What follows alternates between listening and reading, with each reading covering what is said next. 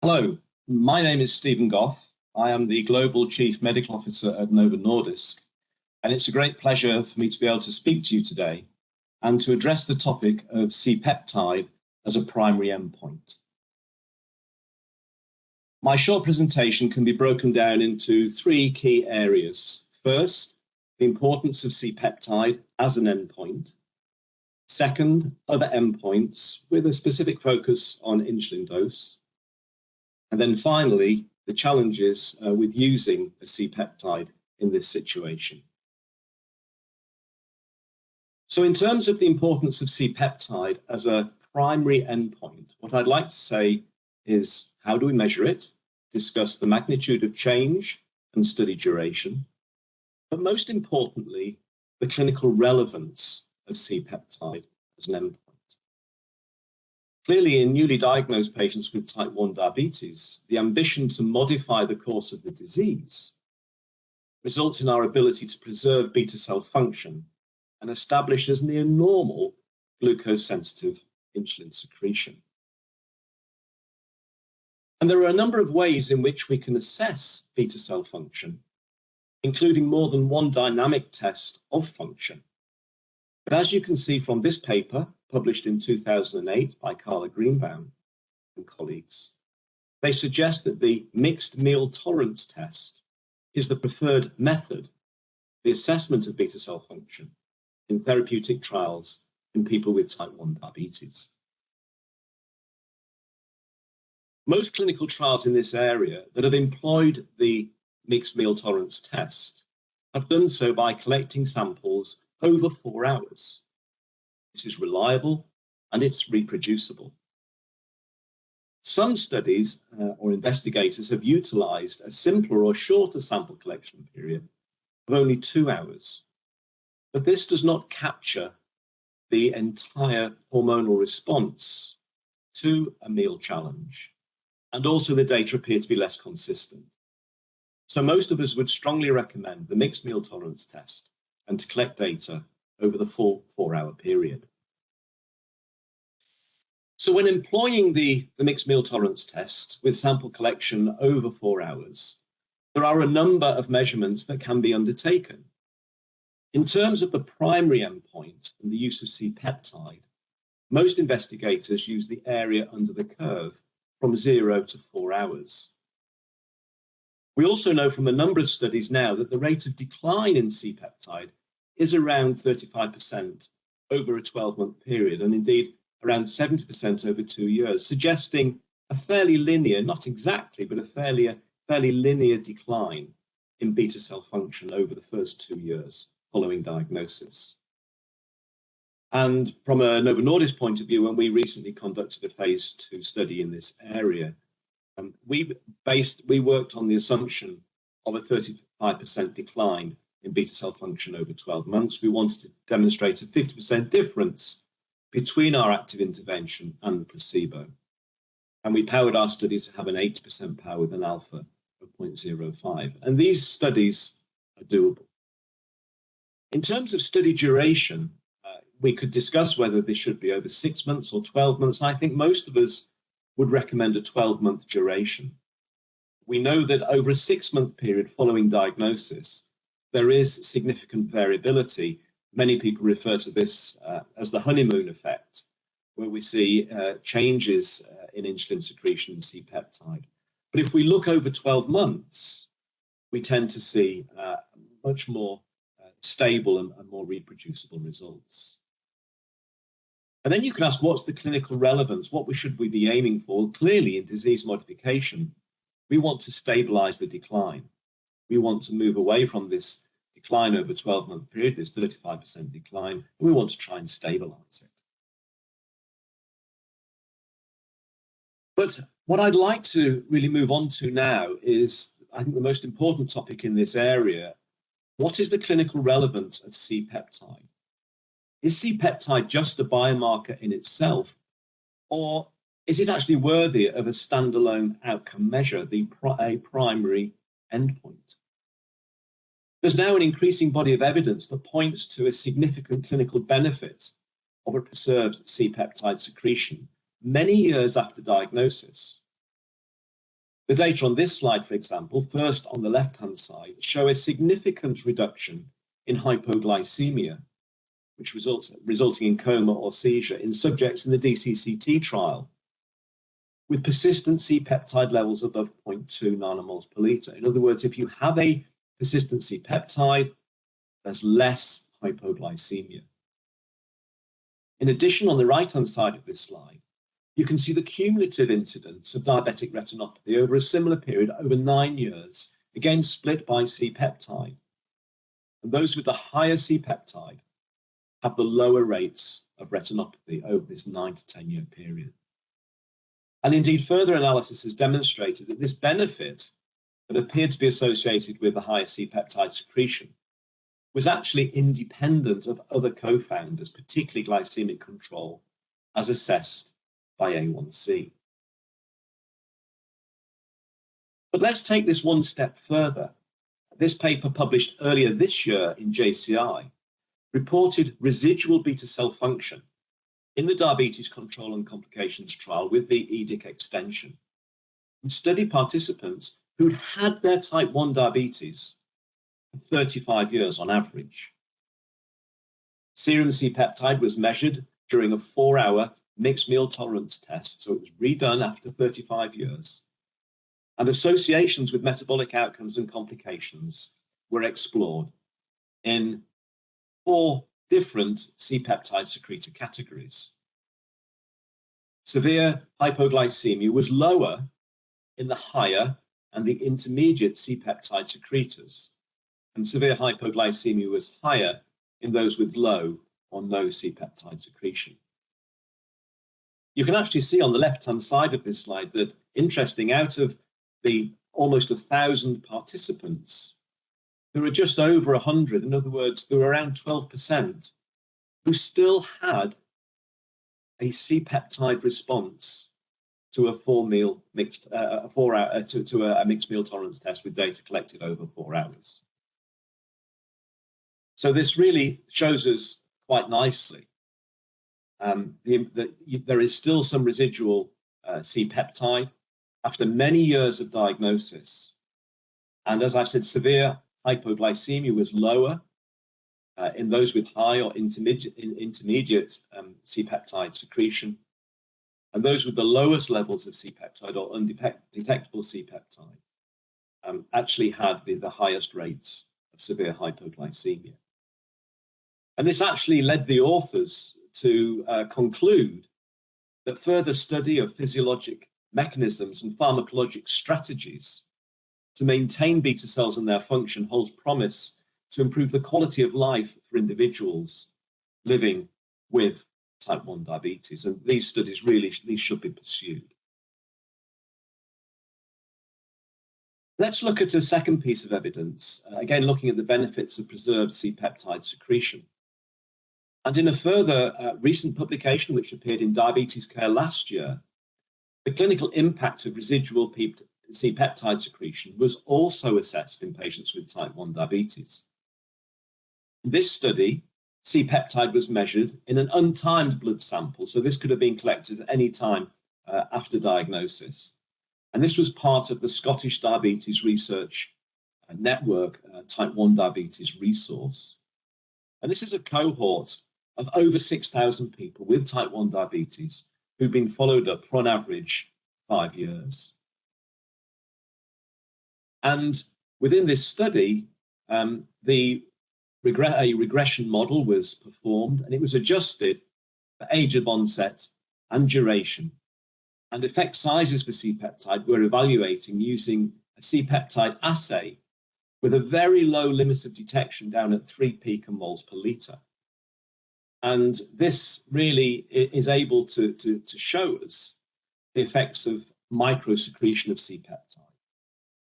And as can be seen from this slide, the outcomes that were measured included the risk of diabetic retinopathy, the mean A1C during the period of follow-up, daily insulin dose, admission to hospital with diabetic ketoacidosis, hypoglycemia admission, and the probability of hypoglycemia within the last year. What I can tell you is that insulin dose at baseline was lower, and A1C during follow-up was lower in those with detectable C-peptide years later. The hazard ratio for hospital admission for diabetic ketoacidosis was significantly reduced, and the odds ratio for diabetic retinopathy was also reduced, with a 49% reduction in retinopathy. The risks of serious hypoglycemic episodes were also reduced.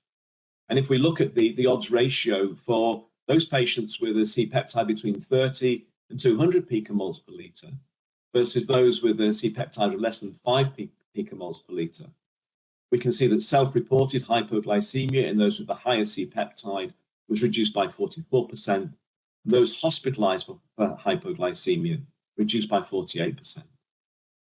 So this study really shows us that even minimal residual C-peptide secretion is associated with important clinical benefits. And finally, in this section, I'd like to present data from the US IBM Exploris database of over 3,000 patients with type 1 diabetes who had C-peptide data collection close to diagnosis, and specifically between 90 days before and up to a year after diagnosis. And in this analysis, patients were split into two groups based on circulating C-peptide of above or below 0.2 nanomoles per litre. If you look at the two main plots, you can see the higher C-peptide in the lighter blue and the lower C-peptide in the darker blue. The plots for both severe hypoglycemia and diabetic retinopathy are probabilities of events not happening. And for both severe hypoglycemia and diabetic retinopathy, there was a lower probability of either event not happening in the higher C-peptide groups. So clearly, when evaluating the effect of a specific disease-modifying therapy in new-onset type 1 diabetes, it's not possible to measure the same clinical outcomes that I've presented in the last three studies. But these studies themselves provide strong evidence for the benefit of preserving C-peptide secretion, maybe at even very low levels, as shown from the Scottish study.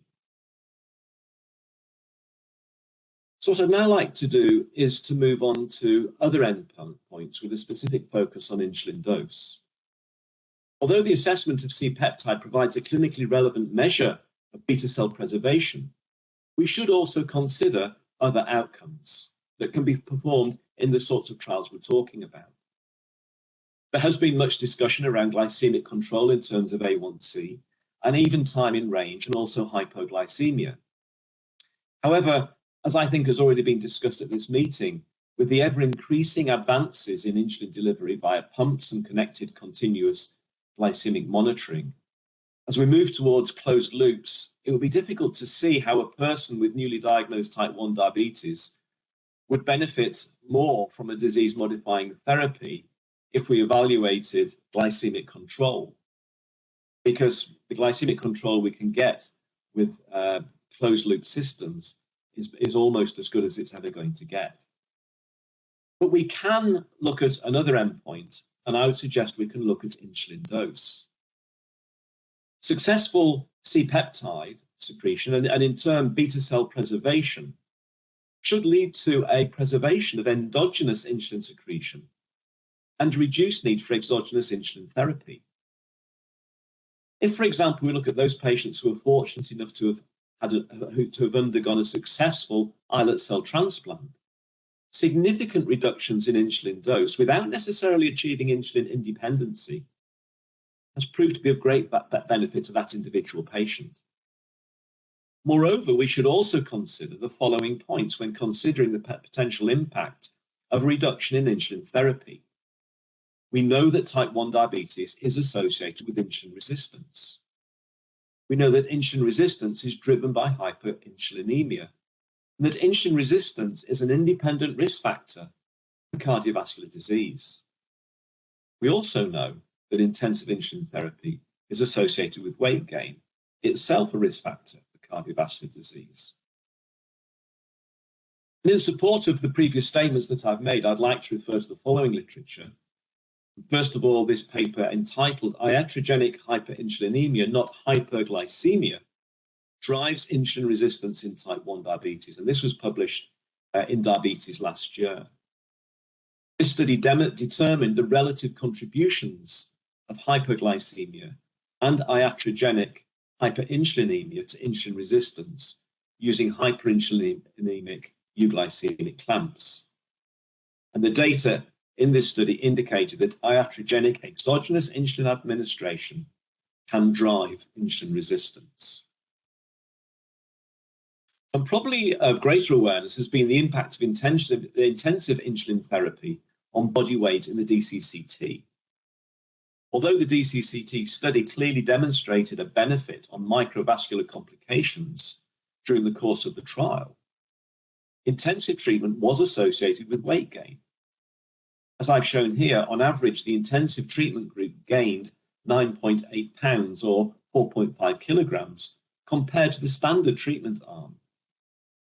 And we've also seen the negative impact of these higher insulin doses on cardiovascular disease risk factors in the same trial. And one can only speculate that although a CV benefit was seen in the EDIC extension data, the benefit may have been even greater if less weight gain had been experienced by some of the patients on higher insulin doses. So finally, I would now like to change gears slightly and say something about the current challenges with using C-peptide measurements when we conduct disease modification trials, when we look at therapies to modify disease.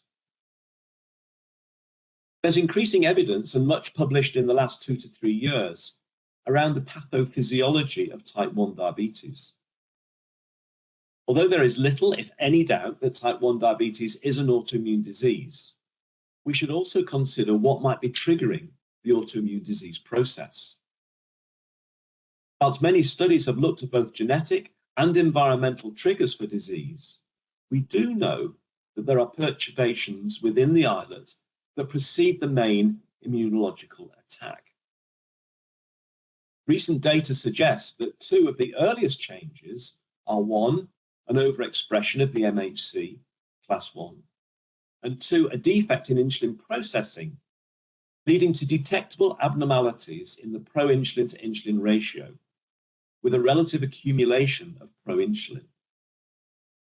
This relative increase in pro-insulin appears to alert the immune system with the development of pro-insulin specific CD8 cells, which have been seen in high numbers in human pancreata. This is critically important as we look to modifying the course of newly diagnosed type 1 diabetes. It could be argued that a combined approach of the correction of metabolic processing alongside traditional approach of immunological modification could be beneficial to patients and their clinical outcomes. If C-peptide is accepted as a marker of improved beta cell function for immunological-based therapies, then why not for metabolic approaches, including, for example, GLP-1-based therapies that have been shown to improve the processing of pro-insulin to insulin? I just very briefly show you this slide. If you can focus in the red box, the picture I've circled, outlined within the red box, you can see here the upregulation of the MHC class 1, key pathological feature of human type 1 diabetes. And this was seen prior to the clinical diagnosis in pancreatic tissue from autoantibody positive donors, implying that beta cells, as I've said, are unmasked to the immune system prior to their loss of function. So to conclude, C-peptide measured via the mixed meal tolerance test is widely used to assess beta cell function in clinical trials in new-onset type 1 diabetes. There's increasing evidence to support the long-term clinical benefit of preserved C-peptide secretion over glycemic control alone. Preservation of C-peptide accompanied by a reduction in endogenous insulin dose supports beta cell preservation. And I think we should also remember, as in my last slide, that type 1 diabetes is not just a disease the immune system. Thank you very much.